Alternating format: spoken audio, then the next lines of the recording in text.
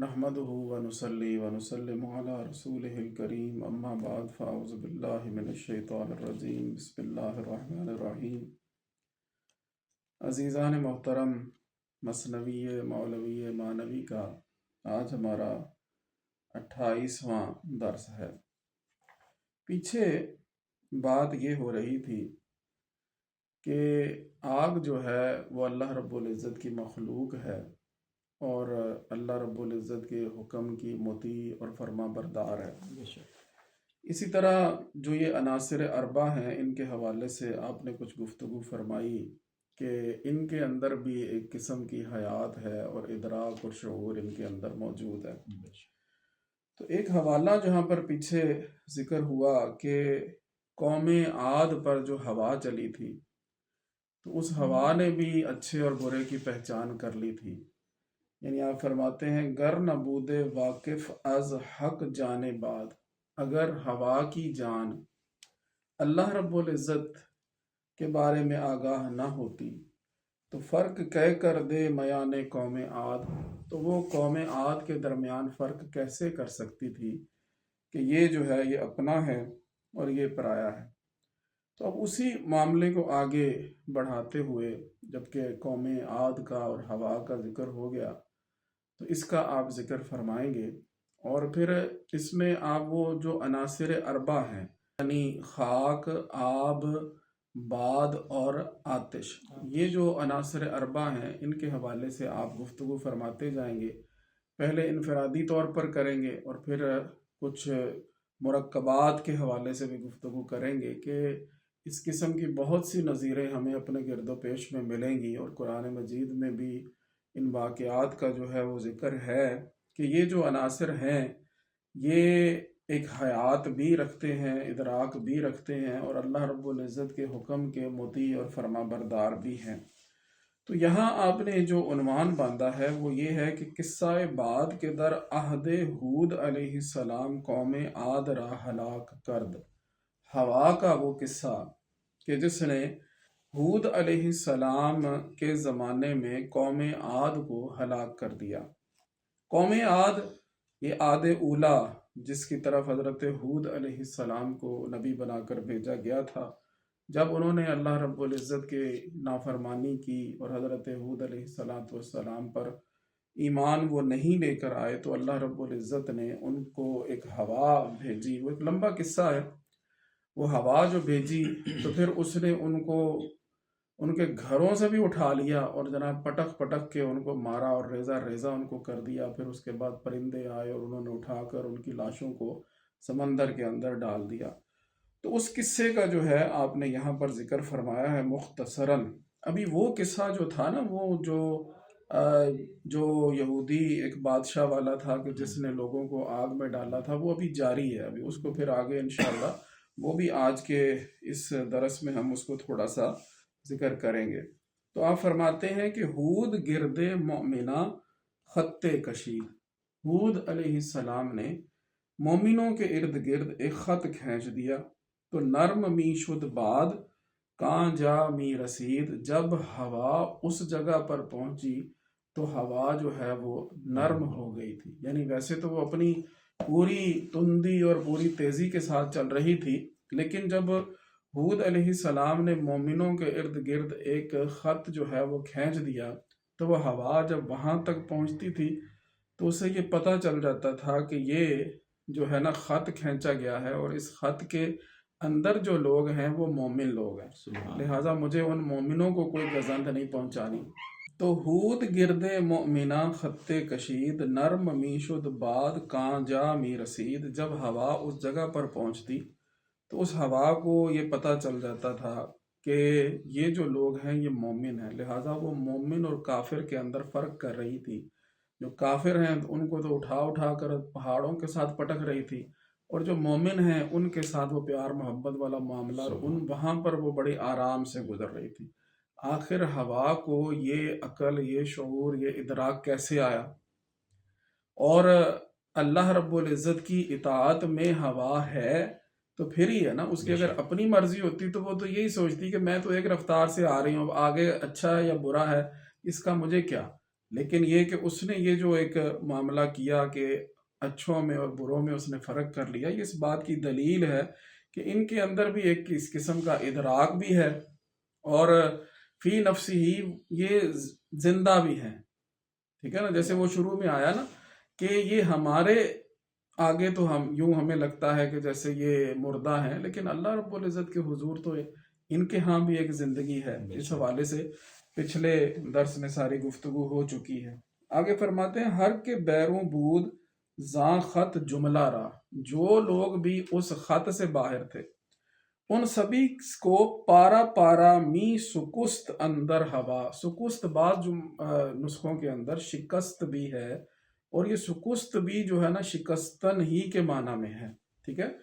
تو مطلب یہ کہ وہ جو لوگ آپ فرما رہے ہیں کہ اس خط کے باہر تھے نا، ان کو اٹھا اٹھا کر جو ہوا ہے وہ پارا پارا کر رہی تھی، ان کا نام و نشان ہی ہوا نے مٹا دیا اور ان کو جو ہے اس نے پارا پارا کر دیا۔ تو ہر کے بیروں بود زاں خط جملہ را، اس خط سے جتنے بھی لوگ باہر تھے نا، پارا پارا می سکست اندر ہوا، ان سب کو جو ہے نا ہوا نے پارا پارا کر کے رکھ دیا۔ اب یہ ایک نبی علیہ السلام کی بات ہو گئی، حضرت ہود علیہ السلام کی۔ اولیاء کو بھی بطریق وراثت انبیاء سے اس طرح کا فیض ملا ہے، اللہ رب العزت نے ان کو بھی ایسی جو ہے نا جی قدرتوں سے نوازا ہے کہ وہ بھی اگر اس طرح کے معاملات کرتے ہیں تو اللہ کریم ان کو بھی یہ برکات عطا فرماتا ہے۔ ایک بزرگ گزرے ہیں جن کا نام تھا شیبان رائی، شیبان رائی۔ یہ جو بزرگ ہیں یہ 3 صدی ہجری کے بزرگ ہیں، اور لبنان کے پہاڑوں کے اوپر جو ہیں یہ بکریاں چرایا کرتے تھے۔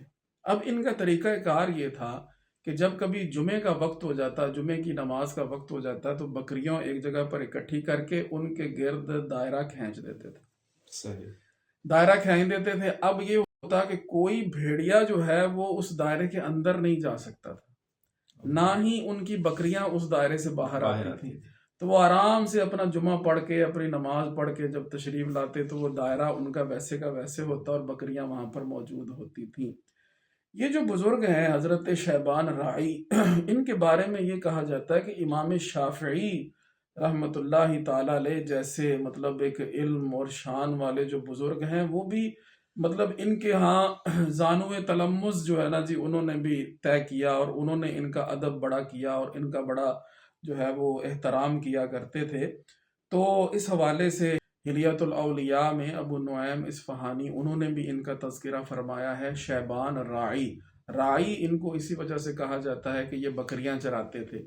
تو ان کے اس واقعے کا بھی مولانا روم رحمۃ اللہ تعالی علیہ نے یہاں پر ذکر فرمایا کہ ہم چنا شیبان رائی می کشید گرد بر گرد رما خط پدید، خط پدید یعنی ایک ظاہر خط جو ہے نا جی وہ اپنے رما کہتے ہیں بھیڑ بکریوں کا جو ریوڑ ہوتا ہے نا اس کو، تو وہ اپنی بھیڑ بکریوں کے ایک گرد ایک ظاہر جو ہے نا جی وہ انہوں نے ایک خط جو ہے موٹا سا وہ کسی لکڑی سے یا کسی چیز سے جو ہے وہ کھینچ دیتے تھے۔ تو انہوں نے بھی ایسا ہی کیا، تو نہ کوئی بھیڑیا اندر جا سکتا تھا اور نہ ان کی بکریاں جو ہیں وہ باہر آتی تھیں۔ چون بجمع می شد او وقت نماز تا نیارد گرگ آنجا ترک تاز، جب یعنی جمعہ کا وقت ہو جاتا تو وہ نماز کے وقت یہ خط جو ہے اپنی بکریوں کے گرد کھینچ دیا کرتے تھے تاکہ کوئی بھی گرگ جو ہے وہ حملہ کرنے کے لیے اس طرف نہ آ جائے۔ ترک و تاز یہ ایک محاورہ استعمال ہوتا ہے جس کا مطلب ہوتا ہے حملہ کرنا، ٹھیک ہے؟ تو یہاں واو جو ہے اس کو حذف کر دیا گیا ہے وزن شعری کی وجہ سے، تو ترک تاز یہاں پر لکھا ہے، مطلب یہ کہ گرگ جو ہے کوئی بھی بھیڑیا وہ ان بکریوں پر حملہ نہ کرے۔ تو اولیاء کرام کو بھی اللہ رب العزت نے بڑی برکتوں سے نوازا ہے۔ فرماتے ہیں ہیچ گرگے در نہ رفتے اندر آ گوس فندے ہم نہ گشتے زاں نشاں، کوئی بھیڑیا بھی اس خط کے اندر اس دائرے کے اندر نہ آتا تھا، اسی طرح کوئی گوس فند یعنی کوئی بھیڑ جو ہے وہ بھی اس نشان سے باہر جو ہے وہ نہیں جاتی تھی۔ یہ ایک سلسلہ تھا، اور انہوں نے ان اللہ کے ولی حضرت شیبان رائی رحمۃ اللہ تعالی علیہ ان کی اس کرامت کو یہاں پر بیان فرمایا ہے۔ اچھا، اب یہ دیکھیے کہ یہ جو عملیات کا ایک سلسلہ ہوتا ہے، اسی طرح بزرگان دین جب کوئی کسی کی حفاظت درکار ہوتی ہے تو پھر اس کے گرد جو ہے وہ ایک حصار کھینچ دیتے ہیں. تو اس کی جو ہے نظیر یہی، یعنی کہ ایک تو ہمارے اسلاف کا طریقہ چلتا آ رہا ہے کہ انہوں نے بھی اس طرح کے معاملات کیے ہیں. پھر حضرت ہود علیہ السلام کے قصے میں بھی اس بات کی نشاندہی ہوتی ہے کہ آپ نے بھی ان کے گرد ایک خط کھینچا تھا. لہٰذا یہ جو عملیات کے حوالے سے اگر کبھی اس طرح کوئی حصار کھینچ دیا جائے تو پھر اس میں کوئی مذائقہ نہیں ہے، اور اس کی نظیر جو ہے ہمیں ان دو واقعات میں تو ملتی ہے. اور یہی مطلب اسلاف کا طریقہ رہا کہ وہ ایک حفاظت کے لیے اس طرح جو ہے وہ دائرہ وغیرہ جو ہے وہ کچھ کھینچ دیا کرتے تھے. بہرحال آپ فرماتے ہیں باد ہرس گرگ و ہرس گوسفند دائرہ مرد خدارا بود بند. ایک یوں سمجھ لیں کہ ہرس گرگ کی ہوا ہے، جیسے بھیڑیے کے اندر ایک ہرس ہوتی ہے نا بکریوں کو کھانے کی. فرماتے ہیں کہ یوں سمجھ لیں کہ اولیاء اللہ نے اپنے آگے، اپنی ذات کے آگے ایک ایسا حصار بنا لیا ہوتا ہے. یہ اب مانوی باتیں کر رہے ہیں، وہ واقعات انہوں نے بیان کر دیے، حضرت ہود علیہ السلام کا واقعہ بھی بیان کر دیا، اور ساتھ ہی ساتھ انہوں نے حضرت شیبان رائی رحمۃ اللہ تعالی علیہ کا واقعہ بھی بیان کر دیا. اور اب آپ جو ہے نا جی مانوی باتیں کچھ کریں گے، اور اس میں آپ یہ فرما رہے ہیں کہ اولیاء اللہ نے اپنی ذات کے گرد ایک ایسا دائرہ کھینچا ہوا ہوتا ہے کہ یوں سمجھ لیجئے کہ نفسانی خواہشات کے بھیڑیے اندر نہیں آ سکتے، اور جسمانی شہوات جو ہیں وہ باہر نہیں اندر سے نکلتی. یعنی انہوں نے اپنی شہوتوں پر بھی اس طرح سے قابو پایا ہوا ہوتا ہے کہ وہ کسی پر بھی اس کا جو ہے نا جی اطلاق نہیں ہوتا. نہ جیسے بکریاں باہر نہیں آ رہی اور بھیڑیا اندر نہیں جا رہا، اسی طرح یعنی ارد گرد سے یوں ان کو آپ جو ہرس گرگ کو آپ دنیا کی لذات بھی لے لیں کہ دنیا کی لذات کو وہ اندر نہیں آنے دیتے، اور نفسانی خواہشات کو وہ اپنے اندر نہیں آنے دیتے. اسی طرح جو جسمانی شہوات ہیں ان کو وہ اپنے آپ سے باہر نہیں جانے دیتے، ان کو اندر قابو رکھتے ہیں اپنی شہوات پر. اور جو باہر کے ماحول میں جو نفسانی خواہشات پیدا کرنے کے لیے دنیا کی لذات ہیں، ان کو بھی وہ اپنے اوپر وہ جو ہے نا وہ حاوی اور طاری نہیں ہونے دیتے. تو یہ ایک اولیاء اللہ کا ایک ترہ امتیاز ہے کہ گویا انہوں نے بھی اپنی ذات کے گرد ایک ایسا ہی حصار کھینچا ہوا ہوتا ہے. دائرہ مرد خدارا بود بند، ٹھیک ہے، مرد خدا نے اپنے گرد جو دائرہ کھینچا ہوا ہے نا وہ بند بن جاتا ہے، آگے رکاوٹ بن جاتا ہے کہ نہ باہر کے معاملات اندر اثر کر رہے ہیں، نہ اندر کے معاملات جو ہیں ان کو وہ باہر آنے دے رہے ہیں. تو اس کی بہت ساری نظیریں ہمیں اولیاء کرام کی سیرت میں دیکھنے کو ملتی ہیں. ہمارے قبلہ حضرت صاحب کا طریقہ ہمارے سامنے ہے. اسی طرح مزید جتنے بھی اولیاء کرام کو آپ نے دیکھا ہوگا کہ دنیا کے معاملات تو سارے چل رہے ہوتے ہیں دنیا میں، لیکن وہ دنیا انہیں کچھ نہیں کہتی، ٹھیک ہے نا. وہ بالکل اس دنیا کے اندر بھی وہ اپنی حفاظت کے اندر ہی ہوتے ہیں. لا خوف علیہم ولا هم یحزنون، نہ اس دنیا میں ان کو کوئی خوف ہے، نہ انہیں آخرت میں کوئی خوف ہوگا، ٹھیک ہے نا. تو وہ اسی طرح سے یہ سارا کہ یہ معاملات ان پر اثر انداز نہیں ہوتے. تو آپ نے بڑا پیارا جو ہے نا جی یہ ایک شعر یہاں پر فرما دیا کہ باد ہرس گرگ و ہرس گوسفند، ٹھیک ہے. ایک بکری کے اندر بھی تو ہرس ہوتی ہے نا باہر نکلنے کی، کہ وہ بھی بھاگتی ہے، کہتی ہے میں بھی نہیں تھے ٹک کے بہنا. لیکن انہوں نے اپنے آپ کو ایسا ٹکایا ہوا ہوتا ہے کہ دنیا میں پتہ نہیں کیا کچھ ہو رہا، لیکن یہ ہے کہ ان کے اندر وہ معاملات نہیں پیدا ہوتے. تو فرماتے ہیں دائرہ مرد خدارا بود بند، جو مرد خدا کا دائرہ ہے نا جی وہ اس کے لیے ایک بند اور ایک رکاوٹ بن جاتا ہے. اب آگے ایک اور بات کرتے ہیں، ایک باد اجل بھی ہے. یعنی آپ نے ہوا کی مختلف قسمیں بیان کر دی ہے نا. پہلے وہ ہوا تھی جیسے حود علیہ السلام کے زمانے میں آپ نے بیان کیا، اسی طرح حضرت شیبان رائی کا قصہ آپ نے بیان جو کر دیا. ابھی اس کے بعد آپ نے ایک باد ہرس کی بات کی. اب باد ہرس کے بعد آپ ایک باد اجل کی بات کر رہے ہیں کہ موت کی بھی ایک ہوا ہے. اب یہ جو ہوا ہے یہ بھی اچھے برے میں فرق کر لیتی ہے، اس کو بھی اچھے اور برے میں فرق کرنا آتا ہے. کہ روایت میں یہ بھی آتا ہے الموت ریحانۃ المومن، موت مومن کے لیے تو ایسے جیسے ایک پھول سنگھایا جاتا ہے تو اس کو موت آ جاتی ہے. اگرچہ دیکھنے والوں کو ظاہر میں یہ باتیں لگ رہی ہوتی ہیں کہ بہت ساری تکالیف ہیں، بہت سارے معاملات ہیں، لیکن وہ یار کے دیدار میں ہی ایسے مست ہوتے ہیں کہ انہیں ان پریشانیوں کا، جو جسمانی معاملات ہیں، ان کا انہیں علم ہوتا ہی نہیں اس وقت. تو موت جو ہے نا جی، یہ بھی جو موت کی ہوا ہے یہ اچھے اور برے میں بڑا فرق کرنا جانتی ہے. جو اچھے لوگ ہیں ان کے لیے موت جو ہے نا جی وہ ایک تحفہ بن جاتی ہے، اور ان کے لیے یہ نرم ہے، لطیف ہے. انہیں اس چیز کا جو ہے نا جی وہ نہیں ہوتا کہ موت کی تلخیاں جو ہے ان کے اوپر وارد ہوں. لیکن جو برے لوگ ہیں ان کو پھر موت جو ہے نا وہ صحیح ان کا کام کرتی ہے. تو پھر آپ فرماتے ہیں کہ ہم چنی باد اجل با عارفاں، نرم و خوش ہم چو نسیم یوسفاں. ٹھیک ہے، تو نسیم یوسفاں یعنی یوسفاں یہ مجازن یعنی ماہرویان کہہ لے، یعنی محبوب جو ہے نا، محبوب کو چھو کر جیسے کوئی ہوا آ رہی ہو تو اس ہوا کا کیا مزہ ہوگا اور کیا لطف ہوگا. تو اسی طرح جو اولیاء اللہ ہوتے ہیں ان کے لیے جو باد اجل ہے وہ بڑی نرم اور لطیف اور بڑی ہی جو ہے نا جی ان کے لیے ایک کہہ لیں کہ لطف انگیز ہوتی ہے. تو جو لوگ برے لوگ ہیں ان کے ساتھ پھر وہ اپنا جو معاملہ اس کا ہے وہ کرتی ہے. اچھا، یہاں تک بات ہو گئی اب ہوا کی. اب آپ آتش، جو میں نے آپ کو بتایا نا کہ آپ چاروں عناصر کی بات کریں گے، ہوا کی بات آپ نے کر لی، اب آپ آتش کی بات کریں گے. تو آپ فرماتے ہیں کہ آتش ابراہیم را دندان نزد. ابراہیم علیہ السلام کو جب آگ میں پھینکا گیا، دندان نزد یعنی دندان زدن کا مطلب ہوتا ہے کسی کو کاٹنا، یعنی کسی کو نقصان پہنچانا. تو آتش ابراہیم را دندان نزد چون گزیدہ حق بود چونش نہ کرد. جبکہ ابراہیم علیہ السلام گزیدہ حق تھے، اللہ رب العزت کے جو ہے پسندیدہ تھے، تو پھر آتش ایسا کیوں نہ کرتی؟ آتش اس رب کی مطیع ہے، اس رب کی فرما بردار ہے. تو ابراہیم علیہ السلام جو ہیں وہ ان کے برگزیدہ ہیں، تو پھر آتش ان کے ساتھ ایسا کیوں نہ کرتی؟ اس نے تو گلزار ہونا ہی ہونا تھا. تو معاملہ یہ ہوا کہ وہ جو ابراہیم علیہ السلام کو نار نمرود میں ڈالا گیا تو وہ آگ ان کے لیے گلزار بن گئی.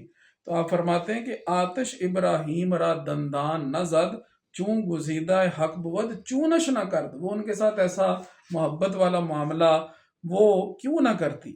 آگے فرماتے ہیں ایک آگ تو وہ ہو گئی نا جو ابراہیم علیہ السلام کی، یعنی کہ جو ظاہری طور پر ایک حصی آگ تھی. ایک آگ انسان کے اندر بھی ہوتی ہے جو شہوت کی آگ ہوتی ہے.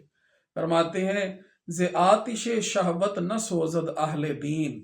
جو اہل دین ہوتے ہیں وہ شہوت کی آگ میں وہ نہیں جلتے. اور باقیاں را بردہ تاک کا ارے زمین، اور جتنے باقی غلط لوگ ہوتے ہیں یہ آتش شہوت ان کو زمین کے گڑھے کے اندر لے جاتی ہے، یعنی ان کو یہ برائی کی اتنی پستی میں ڈال دیتی ہے کہ ان کے لیے وہاں سے نکلنا مشکل ہو جاتا. تو شہوات کی جو آگ ہے یہ بھی نقصان اہل دین کو نہیں پہنچاتی. بات وہی آ گئی نا جیسے پیچھے آپ نے ذکر کیا، تو اسی طرح یہاں پر بھی آپ نے بیان فرما دیا جو اہل دین ہیں ان کو آگ نہیں جلاتی، یعنی ان کو نقصان نہیں پہنچاتی شہوات کی آگ جو ہے. یعنی ایک آپ نے حصی آگ کی بات کر دی، ایک مانوی آگ کی بات کر دی جو باطن کے اندر ہوتی ہے، شہوات کی آگ. تو آپ فرماتے ہیں کہ آتش شہوت نہ سوزد اہل دین. اہل دین کبھی بھی وہ شہوات کی آگ میں نہیں جلتے. اور باقیاں را بردہ تاک کا ارے زمین، کار کہتے ہیں گڑھے کو، اور باقی جو ہیں ان کو رذالت کی جو ہے نا گہرائیوں کے اندر وہ ڈال دیتی ہے، اور وہاں پڑے ہوتے ہیں اپنی شہوتوں کے پیچھے لگ لگ کے. اب یہ بات ہو گئی کس کی؟ آگ کی. ہوا کی بات بھی ہو گئی اور آگ کی بات بھی ہو گئی. اب آئے گا پانی یعنی آب کے بارے میں آپ بات فرماتے ہیں. فرماتے ہیں موج دریا چوں با امر حق بتاخت.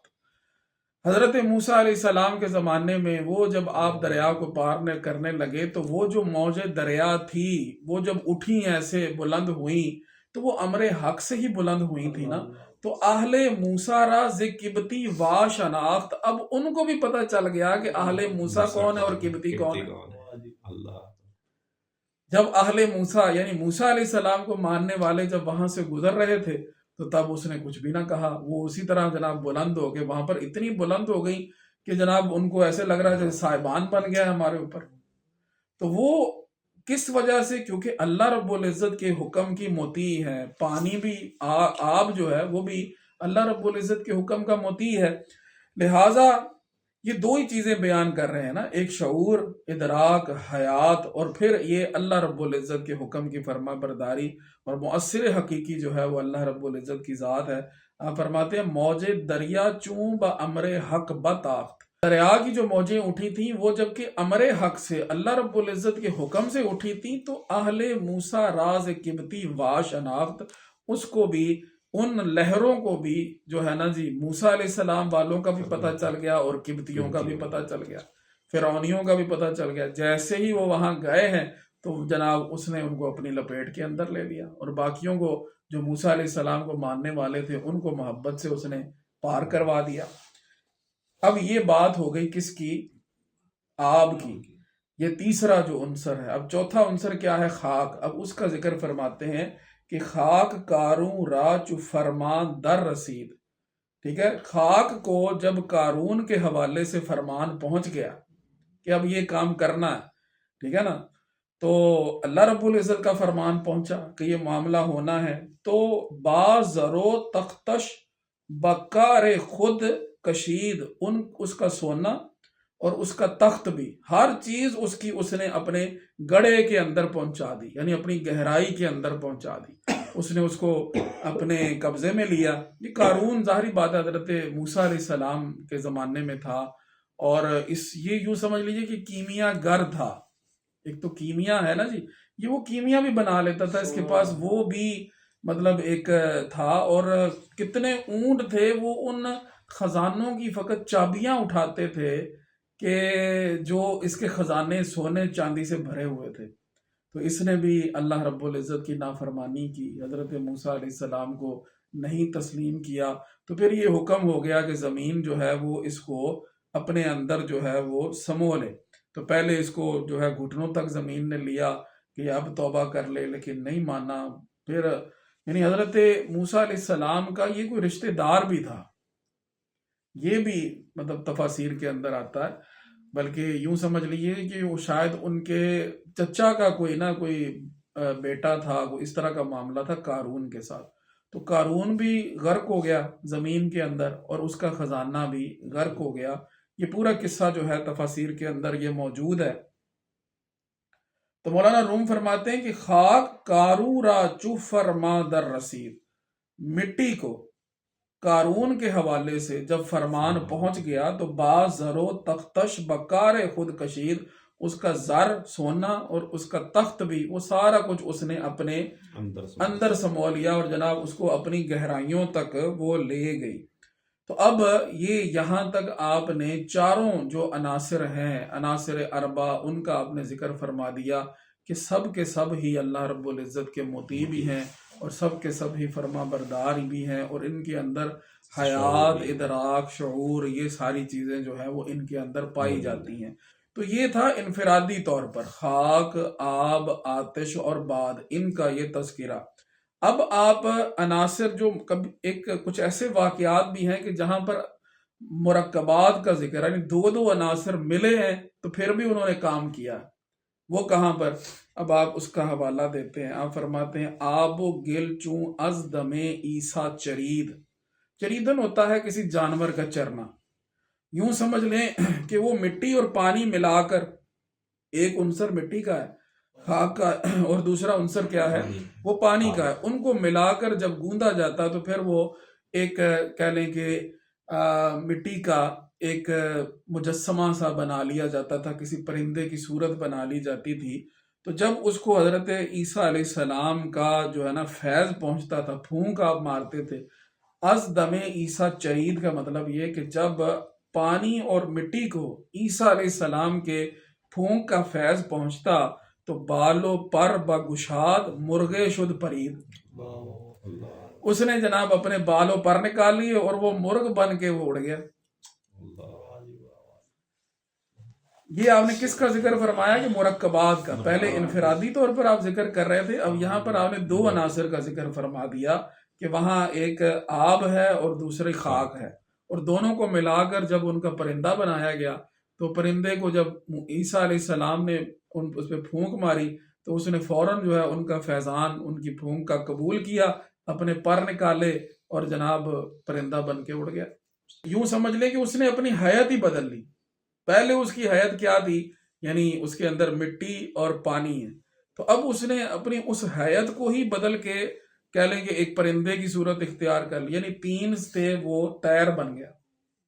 پہلے مٹی تھی، اس سے جناب وہ پرندہ بن گیا. تو یہ اس نے اپنی حیت تبدیل کر لی. آگے یہ بھی بات آئے گی جہاں حیت تبدیل نہیں ہوتی، اس کا بھی آپ ذکر فرمائیں گے. ابھی آپ ایک اور جملہ معترضہ یہاں پر بیان کریں گے، ایک اور معنوی بات بیان کریں گے. آپ فرماتے ہیں کہ ایک تسبیح تو وہ تھی نا جو عیسیٰ علیہ السلام کی. آپ فرماتے ہیں کہ ہست تسبیحت بخار آب و گل. تمہاری جو تسبیح ہے، جو تم سبحان اللہ کہتے ہو، اس کے اندر بھی آب و گل کا بخار ہے. کیوں؟ کیونکہ وہ کہاں سے رہی ہے؟ تمہارے جسم سے آ رہی ہے نا. اور تمہارے جسم کے جو عناصر ہیں ان کے اندر آب بھی ہے اور خاک بھی ہے. ٹھیک ہے. تو ہست تسبیحت بخار آب و گل، تم مرغ جنت شد ز نفخ صدق دل. تم اگر صدق دل سے وہ تسبیح کی پھونک مارو گے نا، یعنی وہ تسبیح کی پھونک مطلب تمہارے سانس سے وہ تسبیح آ رہی، تم سبحان اللہ جب صدق دل سے کہو گے تو وہ جنت کا پرندہ بن جائے. وہ تو یہاں ایک ظاہری طور پر پرندہ بنا نا. تو آپ فرماتے ہیں کہ یہاں سے ایک اور بھی بات سمجھ لو کہ جب تمہاری تسبیح ہے تو اس کو بھی آب و گل کا بخار ہے. ٹھیک ہے نا. اس کے اندر بھی یہ فیضان ہے کہ یہ جو عناصر ہیں یہ ان تمہارے یعنی کہ جسم کے ایک تمہارے جسم کا یہ ایک حصہ ہے. تو یہ جو تمہاری تسبیح ہے تو اس کو بھی یوں سمجھ لیں کہ ایک اس طرح کا حصہ ملا ہوا ہے کہ تمہارے جسم سے چونکہ آ رہی ہے تمہاری تسبیح، وہ تمہارے سانسوں سے برآمد ہو رہی ہے، اور تمہاری تخلیق جو ہے اس کے اندر یہ عناصر جو خاک ہے اور آب ہے یہ موجود ہیں تمہارے اندر. لہٰذا جب تم صدق دل سے نفخ صدق دل، نفخ ہوتا ہے وَنَفَخْتُ فِيهِ یعنی پھونک مارنا کسی چیز کو نا. فرمایا نفخ صدق دل، یعنی صدق دل سے جب تمہاری وہ نفخ ہوگی نا، تم اس میں پھونک مارو گے تو وہ مرغ جنت بن جائے گا. تو تم بھی محبت سے خلوص سے تسبیح کرو. تو یہ اللہ رب العزت کی قدرت سے کچھ بعید نہیں کہ اللہ کریم ان تسبیحات سے جنت کے پرندے بنا دے. ایک جو ہے نا جی ضعیف روایت بھی ہے مختلف کتب احادیث کے اندر، اور جناب اسے تاریخ دمشق اور سیر اعلام النبلاء، اسی طرح جناب امام قرطبی نے اپنی تفسیر میں بھی اس کو ذکر فرمایا ہے. امام سیوطی نے العالی المصنوع میں جو ہے اس کو ذکر فرمایا. بہت ساری اور کتابوں کے اندر یہ روایت موجود ہے، لیکن اپنی سند کے اعتبار سے یہ ضعیف روایت ہے. وہ روایت یہ ہے کہ من قال لا الہ الا اللہ خلق اللہ من کل کلمۃ منہا طیرا منقارہ من ذہب وریشہ من مرجان. کہ جو بندہ لا الہ الا اللہ صدق دل سے جو بندہ کہتا ہے تو اللہ تعالیٰ اس کے ہر کلمہ کے عوض ایسا پرندہ تخلیق فرما دیتا ہے کہ جس کی منقار سونے کی ہوتی ہے اور جس کے پر جو ہیں وہ مرجان کے ہوتے ہیں، جس کے پر مرجان کے ہوتے ہیں. ظاہر بات ہے فضائل اعمال میں ضعیف احادیث جو ہیں یہ ایک رغبت کے لیے یہ قابل قبول ہوتی ہیں، اور بہت سارے محدثین نے اس روایت کو بیان کیا ہے، ہر چند کہ انہوں نے اس کی صحت پر بھی گفتگو کی ہے. لیکن بہرحال یہ عمل کے لیے کافی، جیسے سبحان اللہ کہنے سے جنت میں درخت لگتا ہے، یہ تو صحیح حدیث سے ثابت ہے. جیسے تو حضرت ابراہیم علیہ السلام نے پیغام دیا نا کہ وہ جنت کے جو ہے میدانوں کے اندر درخت لگائیں خوب سارے، تو سبحان اللہ والحمد للہ ولا الہ الا اللہ واللہ اکبر. یہ تو درخت لگ سکتا ہے، تو پرندہ بننا کون سا اللہ رب العزت کی قدرتوں سے بعید ہے. تو بہرحال یہ جو روایت ہے، ہو سکتا ہے کہ مولانا روم رحمۃ اللہ تعالی علیہ آپ کی نظر سے یہ روایت گزری ہو جس کو آپ نے یہاں پر بیان فرمایا، اور یوں پھر بیان کر دیا کہ ہست تسبیحت بخار آب و گل، تمہاری جو تسبیح ہے اس کو بھی آب و گل کا بخار ہے، یعنی کہ آب و گل کا جو ہے نا جی اس کو بھی فیضان مل رہا ہے۔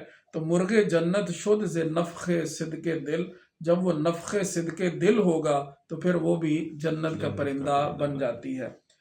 اب وہ آپ بیان فرمائیں گے کہ یہ جو عنصر ہے یہ اپنی حیت تبدیل نہ کرے، اس کی نظیر کہاں پر ملے گی؟ فرماتے ہیں کوہ طور از نور موسیٰ شد برعکس۔ موسیٰ علیہ السلام وہاں تشریف لے گئے، موسیٰ علیہ السلام ظاہری بات ہے کہ اللہ رب العزت کے نبی ہیں، اللہ کریم نے ان پہ بڑی کرم نوازی ہے، ان کو تو ایک نبی کو تو نورانیت اللہ کریم عطا فرماتا ہے نا، تو موسیٰ علیہ السلام سے فیضان لے کر وہ پہاڑ اس نے اپنی حیات نہیں بدلی، اس کا عنصر کون سا ہے؟ خاک، عنصر خاک سے بنا ہے نا۔ یہ آپ ایک اور جگہ بھی آپ نے جو ہے نا جی وہ بات بیان فرمائی کہ جس میں خاک از عشق بر افلاک شد، تور در رقص آمد و چالاک شد، ٹھیک ہے نا۔ تو آپ یہ بھی فرماتے ہیں کہ یہ جو تور ہلا نا، یہ گویا وہ رقص میں آ گیا تھا، تو اس نے اپنی حیات نہیں بدلی، لیکن اس نے اپنے اندر اس شعور کا ایک نا اظہار کر دیا کہ مجھے بھی پتا ہے کہ جو ہے نا جی میرے اوپر کھڑا کون ہے۔ تو وہ حضرت موسیٰ علیہ السلام تھے، انہوں نے اللہ رب العزت سے اس کا دیدار مانگا، اور پھر جناب یہ اس کو بھی وہ فیض ملا، تو وہ رقص، یوں جیسے سما کے اندر رقص ہوتا ہے نا، ایسے وہ رقص کرنے لگ گیا۔ تو آپ فرماتے ہیں کوہ طور از نور موسیٰ شد برقص، کوہ طور موسیٰ علیہ السلام سے نور لے کر وہ رقص کرنے لگا۔ صوفی کامل شدو رست اوز نقص، وہ صوفی کامل بن گیا۔ کون؟ طور جو ہے وہ صوفی کامل بن گیا۔ جب اولیاء اللہ کے فیضان سے اتنا کچھ ہو سکتا ہے تو انبیاء کے فیضان سے کچھ نہیں ہو سکتا۔ بہت کچھ ہوا لیکن دیکھنے کے لیے ایک بصیرت والی آنکھ چاہیے۔ تو فرماتے ہیں صوفی کامل شد، طور جو ہے وہ صوفی بن گیا، صوفی بن گیا، اور رست اوز نقص، وہ نقص سے آزاد ہو گیا، اس کے اندر جو نقص تھے وہ ختم ہو گئے۔ ظاہری بات ہے جب اتنا ادراک ہو اور اس طرح کے معاملات ہو تو پھر نقص کہاں رہ جاتے۔ جبل احد کے بارے میں جب حضور نے یہ فرما دیا کہ یہ ہم سے محبت کرتا ہے، ہم اس سے محبت کرتے ہیں، تو نقص پیچھے کہاں رہ گیا؟ بات بن گئی کہ نہیں بن گئی؟ تو ایک وہ طور صوفی کامل بن گیا اور ایک احد صوفی کامل بن گیا۔ ادھر بھی تو لرزہ آیا تھا نا جی۔ تو وہی مولانا روم ان سے یہی بات جو ہے نا جی وہ لے رہے ہیں، کیونکہ آپ رقص اور سماع ان کو آپ بڑی اہمیت دیتے ہیں، آپ کے نزدیک یہ بہت، اور آپ کے ہاں یہی ہے کہ اگر رقص اور سماع وغیرہ اپنے آداب کو بجا لا کر جب یہ معاملات کیے جائیں نا، تو یہ انسان کے اندر سے سارے نقائص، جتنے بھی شہوات ہیں اور جتنی بھی خواہشات ہیں اور جتنے بھی رذائل ہیں، ان سب کو جو ہے نا جی وہ دور کر دیتا۔ اس وجہ سے آپ کے ہاں سماع کا اور رقص کا ایک بڑا سلسلہ ہے۔ تو یہ آپ نے بطور دلیل یہ بات آپ کرتے ہیں کہ صوفی کامل شد، صوفی کامل شد و رست اوز نقص، وہ جو ہے ہر قسم کے نقص سے آزاد ہو گیا اور صوفی کامل وہ بن گیا۔ چے عجب گر کوہ صوفی شد عزیز، بولتے اس بات پہ تعجب کیا کرتے ہو؟ اب تمہیں کس بات کا تعجب ہے کہ جی یہ تو مٹی کا بنا ہوا ہے، اس کو آپ نے صوفی بنا دیا؟ آپ فرماتے ہیں کہ موسیٰ علیہ السلام وہ بھی تو، ان کی بھی تو ان کا جو جسم مبارک ہے اس کا بھی تو عنصر خاک ایک ہے کہ نہیں؟ جب ان کے جسم کے اندر جو عنصر خاک ہے، اور غالب جو ہے یہ عنصر خاک ہی ہے، ٹھیک ہے نا، انسان کا جو غالب عنصر ہے وہ خاک ہی ہے۔ تو فرماتے ہیں یہ باتیں نہ کرو کہ بڑے تعجب، تمہیں تعجب ہو اس بات پہ کہ جی وہ تو عنصر خاک ہے اور یعنی کہ مٹی کا بنا ہوا ہے، تو آپ اس کو صوفی کامل بنا رہے۔ تو صوفی کامل کیا، اللہ رب العزت نے تو اس خاک کو اتنا جو ہے وہ مقام عطا فرمایا کہ انبیاء جو ہیں وہ جو ہے نا جی ان کو بھی اللہ رب العزت نے عنصر خاک جو ہے ان کے جسم کے اندر بھی رکھا ہے، ٹھیک ہے نا جی۔ وہ اعلیٰ حضرت کا بھی پورا ایک کلام ہے، ہم خاک ہیں اور خاک ہی ماوا ہے ہمارا، خاکی تو وہ آدم جد اعلیٰ ہے ہمارا. ٹھیک ہے نا، وہ سارا آپ نے جو ہے وہ ایک یہ خاک تو شہنشاہ سے تمغہ ہے ہمارا. تو اللہ رب العزت نے عنصر خاک کو بڑی عزت عطا فرمائی. مکتوبات شریف میں حضرت پڑھتے رہے ہیں کہ عنصر خاک کو بڑی اہمیت حاصل، ہر چند کے عنصر خاک پستی کو قبول کرتا ہے، کیونکہ یہ زمین پر ہے نا، لیکن اسی کو بلندیاں ملتی، اسی کو بلندیاں ملتی ہیں. لہٰذا یہ عنصر خاک جو ہے نا، یہ انبیاء کے اندر بھی ہے، اولیاء کے اندر بھی ہے. تو ایک پہاڑ کا صوفی بن جانا وہ کوئی تعجب والی بات نہیں. احد کا حضور علیہ صلاۃ والسلام سے محبت کرنا یہ کوئی تعجب والی بات نہیں. اور ان کے اندر جو ادراک اور شعور ہے، پیچھے کتنے دلائل آپ نے اس پہ سارے بیان کر دیے ہیں.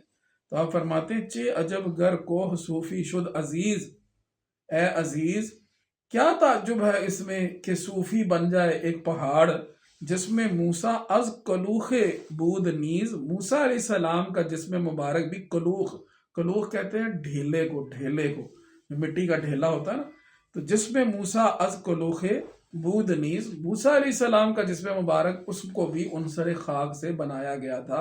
تو اللہ رب العزت نے تو عنصر خاک کو نبوت کا فیض عطا فرما دیا ہے، تو یہاں پر ایک پہاڑ ہے، وہ صوفی کیوں نہیں بن سکتا؟ اب یہ ساری آپ مانوی باتیں فرما کر واپس پھر اپنے اسی واقعے کی طرف آ رہے ہیں. آپ فرماتے ہیں طنز و انکار کردن بادشاہ جہود و قبول نہ کردن نصیحت خاصان خیش.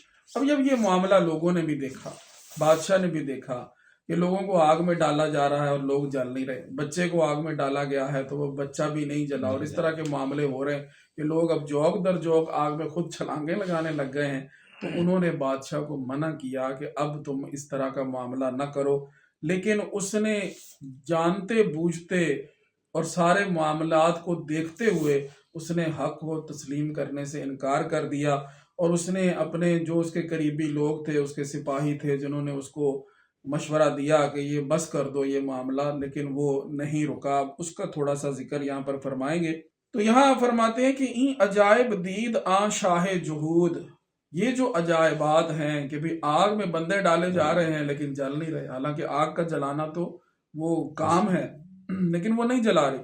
تو این عجائب دید آن شاہ جہود جز کے تنزو جز کے انکارش نبود. تو سوائے طنز اور سوائے انکار کے اس نے اور کوئی کام نہ کیا. ناسہاں گفتند از حد مگذراں، اس کو نصیحت کرنے والوں نے، ناصح لوگوں نے، اس کے جو قریبی تھے انہوں نے اس کو کہا کہ یار حد سے نہ گزرو.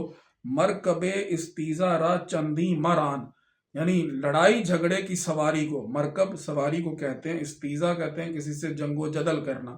فرماتے ہیں اس کو اتنا نہ دوڑاؤ، تم یہ لڑائی اللہ رب العزت سے لے رہے ہو، ان کے رب سے تم لڑائی لے رہے ہو کہ یہ آگ جو ہے ان کو نہیں جلا رہی. تو جس رب کا یہ نام لے رہے ہیں تو وہ اس رب کا کرم ہے نا جی، اسی نے آگ کو فرما دیا کہ تم نے نہیں جلانا، تو تم اس رب سے لڑائی نہ لو. مرکب استیزا را چندی مران، ٹھیک ہے، راندن ہوتا ہے کسی چیز کو بھگانا، دوڑانا. تو لڑائی جھگڑے کی سواری کو تم اتنا نہ دوڑاؤ. ناسہارا دست بستو بند کرد. اب اس نے وہ جو سمجھانے والے بھی تھے نا کہ ناسہا مت کر نصیحت، دل میرا گھبرائے ہے، اس کو دشمن جانتا ہوں جو مجھے سمجھائے ہے. تو جو اس کو سمجھانے والے تھے اس نے ان کے بھی ہاتھ اور پاؤں باندھ دیے اور ان کو جناب اس نے قید میں ڈال دیا. ناسہارا دست بستو بند کرد ظلم را پیوند در پیوند کرد. پیوند در پیوند یعنی مسلسل کرنا، ظلم پر ظلم، ٹھیک ہے، ظلم پر ظلم، بہت زیادہ ظلم جو ہے نا اس نے ان پر بٹھائے جن لوگوں نے ان کو نصیحت کی تھی. تو پھر بانگ آمد کار چوں اینجا رسید، جب معاملہ یہاں تک پہنچ گیا کہ اب اس نے نصیحت کرنے والوں پر بھی ظلم و ستم کے پہاڑ توڑ ڈالے، تو پھر بانگ آمد، ہاتف غیبی سے ایک آواز آئی، پائیدار اے سگ کے قہر ما رسید. پائیدار کا مطلب یہ ہے کہ یعنی رک جاؤ، یعنی پائیدار یعنی ٹھہر جاؤ. پائیدار پائے پاؤں سے ہے نا، ٹھیک ہے، تو اس کو عربی میں یوں کہتے ہیں علی رسلک. علی رسلک کا لفظ بولا جاتا ہے عربی میں، یعنی کسی کو کہہ دینا ٹھہر جاؤ، تو پائیدار اے سگ اے کتے کہ قہر ما رسید، کہ ہمارا قہر اب آنے ہی والا ہے۔ ٹھیک ہے نا، ہمارا قہر اب آنے ہی والا۔ یہ وہی بات ہو گئی نا کہ فانتظروا انی معکم من المنتظرین، تم بھی انتظار کرو، میں انتظار کر رہا ہوں۔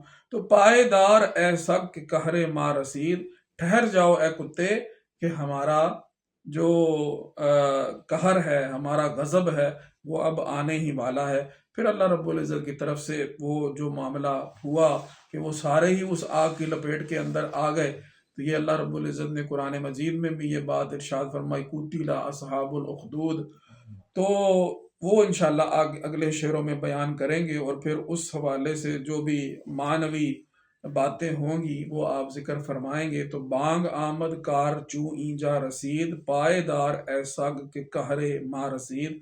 اللہ رب العزت ہم سب کو اپنی ذات کی معرفت عطا فرمائے، اور رب کریم ہمیں اشیاء کی حقیقتوں سے آگاہ فرمائے۔ وآخر دعوانا الحمدللہ رب العالمین۔